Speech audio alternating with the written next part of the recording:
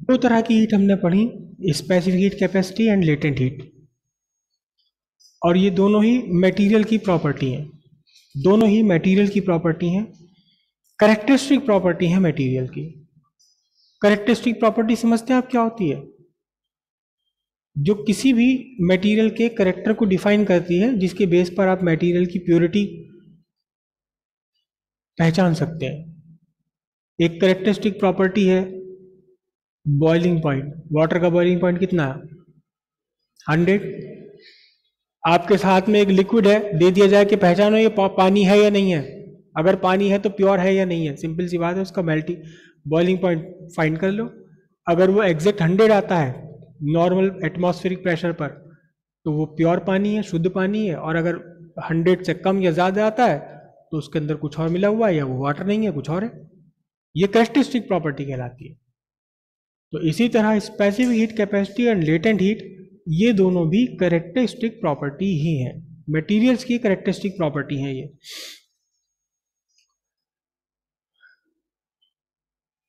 एक मटेरियल आपके पास है, उसका आपने टेम्परेचर चेंज किया, टेम्परेचर आपने चेंज किया, मास है आपका m, टेम्परेचर था 10 डिग्री, आपने टेम्परेचर बढ़ा करके 15 डिग्री कर दिया। तो कितना हीट आपने इसे दिया, इस हीट का कैलकुलेशन आप कैसे करेंगे? इस हीट का कैलकुलेशन आप कैसे करेंगे? कितना हीट आपने सप्लाई करनी पड़ेगी या क्या, कैसे इसको कैलकुलेट करेंगे आप? स्पेसिफिक हीट चाहिए आपको। हाँ हाँ, मतलब आप वही मैं चाहता हूँ, आपको स्पेसिफिक हीट कैपेसिटी चाहिए, मास चाहिए, और चेंज इन टेम्परेचर चाहिए। बैठिए, बढ़िया। तो हीट गेन्ड,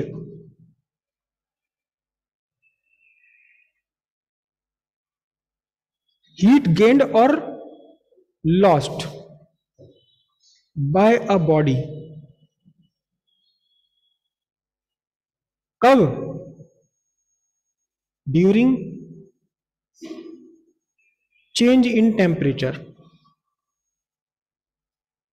जब बॉडी का टेम्परेचर चेंज हो, उस टाइम बॉडी ने कितनी हीट गेन करी या कितनी हीट लॉस्ट करी, this is M C delta theta.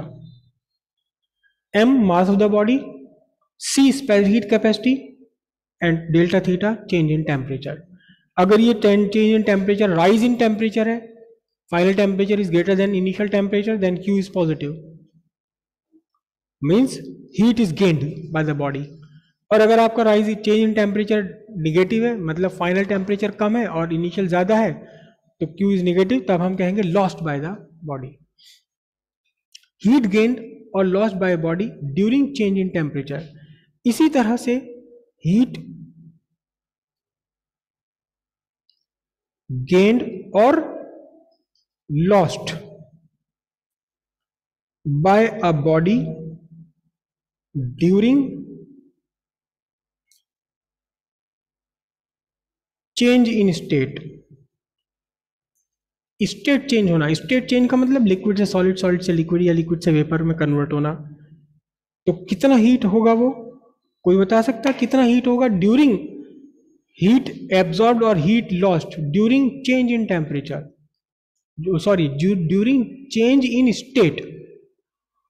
Solid से लिक्विड, लिक्विड से सॉलिड, या लिक्विड से वेपर, वेपर से लिक्विड, इस टाइम क्या होगा? तो अगर आपके पास एक बॉडी है, एक ये बॉडी है, आप इसे पिघलाना चाहते हैं इसके मेल्टिंग पॉइंट तक, पहले इसके मेल्टिंग पॉइंट तक आपने इसे हीट अप किया, मेल्टिंग पॉइंट पहुंच गया इसका, फिर आप इसे पिघलाना चाहते हैं, मेल्ट करना चाहते हैं। तो कितनी हीट आपको देनी पड़ेगी, इस हीट का कैलकुलेशन आप कैसे करेंगे? क्या क्या रिक्वायरमेंट है आपको, क्या क्या चाहिए आपको? पहले तो चाहिए कि पर यूनिट मास, यानी 1 ग्राम को पिघलाने में कितनी हीट चाहिए, लेटेंट हीट ऑफ फ्यूजन। फिर आपको चाहिए कितने ग्राम का है ये मास चाहिए, और लेटेंट हीट चाहिए। तो heat gained or lost by a body during change in state is equals to ml joule। m mass of the body, l latent heat। अगर ये सॉलिड से फ्यूजन, सॉलिड से लिक्विड में, this is the latent heat of fusion, अगर liquid से vapour state में convert हो रहा है, this is the latent heat of vaporisation. ठीक है, स्पेसिफिक हीट कैपेसिटी तो एक ही होती है देखो, लेकिन लेटेंट हीट दो होती है, लेटेंट हीट ऑफ फ्यूजन भी है, लेटेंट हीट ऑफ वेपोराइजेशन भी है। क्लियर है इतनी बात? ये अगर किसी भी मटेरियल के टेम्परेचर में चेंज आ रहा है, स्टेट चेंज नहीं हो रही, सॉलिड का सॉलिड ही है, गर्म हो गया या ठंडा हो गया, लिक्विड का लिक्विड ही है, गर्म हो गया या ठंडा हो गया, तब हीट गेन्ड और हीट लॉस्ट आप कैसे कैलकुलेट करेंगे? m into specific heat capacity into change in temperature. अगर स्टेट चेंज हो रही है, टेम्परेचर चेंज नहीं हो रहा, ध्यान रखिएगा कि स्टेट चेंज के दौरान टेम्परेचर चेंज नहीं होता है। Ice at 0 degree Celsius melt to form water at 0 degree Celsius. Ice का भी टेम्परेचर 0 है, जो पानी बनता है उसका भी टेम्परेचर 0 ही है। लेकिन अब जो हीट का एक्सचेंज होगा, हीट गेन और heat loss, it is mass into latent heat. Latent heat अगर सॉलिड से लिक्विड में जा रहा है तो लेटेंट हीट ऑफ फ्यूजन, अगर लिक्विड से वेपर में जा रहा है तो latent heat of vaporisation. Clear हुई इतनी बात? इसके साथ साथ एक क्वांटिटी थोड़ी सी हमें और समझनी है कि जो हीट है, हीट गेन और हीट लॉस या हीट एक्सचेंज जो भी है, हीट की हम दो यूनिट यूज करते हैं। एक तो यूनिट करते हैं हम जूल, है ना, एक हीट की एक यूनिट और यूज करते हैं, उसका नाम होता है कैलोरी। और जूल, जूल को जब अगर पूरे में लिखेंगे तो स्मॉल लेटर से लिखेंगे, क्योंकि जूल एक साइंटिस्ट का नाम है। जूल और कैलोरी, इन दोनों के बीच का एक रिलेशन भी है क्या?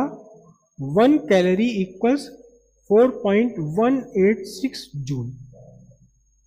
1 कैलोरी इक्वल्स 4.186 जूल, राइट। और रफली हम इसे कह देते हैं, रफली हम कह देते हैं 4.2 जूल। एग्जैक्टली तो 4.186 जूल है, रफली 4.2 जूल कह देते हैं, करेक्ट। तो अब ये जो स्पेसिफिक हीट है, लेटेंट हीट है, ये स्पेसिफिक हीट, लेटेंट हीट, ये जूल में भी आप रिप्रेजेंट कर सकते हैं, ये आप कैलोरी में भी रिप्रेजेंट कर सकते हैं। समझिए बात? ठीक है।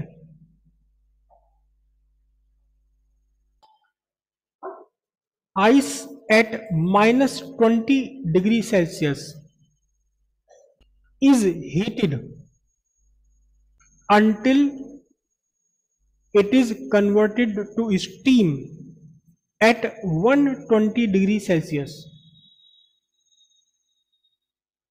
Mass of ice is 10 gram. Mass of ice 10 ग्राम। और कुछ पैरामीटर्स जो और बीच में आपको चाहिए, मास ऑफ आइस कितना लिया? 10 ग्राम। Specific heat capacity of ice 0.8 calorie per gram per degree Celsius. Latent heat of fusion of ice, मुझे पूरा पक्का याद नहीं आ रहा, लेकिन मैं 80 लिख ले रहा हूं, शायद 80 है, 80 calorie per gram, not per degree Celsius. उसके बाद specific heat capacity of water 1 calorie per gram per degree Celsius. Okay, specific heat capacity of water 1 calorie per gram. Latent heat of vaporisation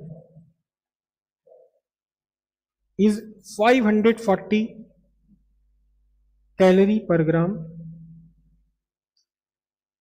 उसके बाद specific heat capacity of steam,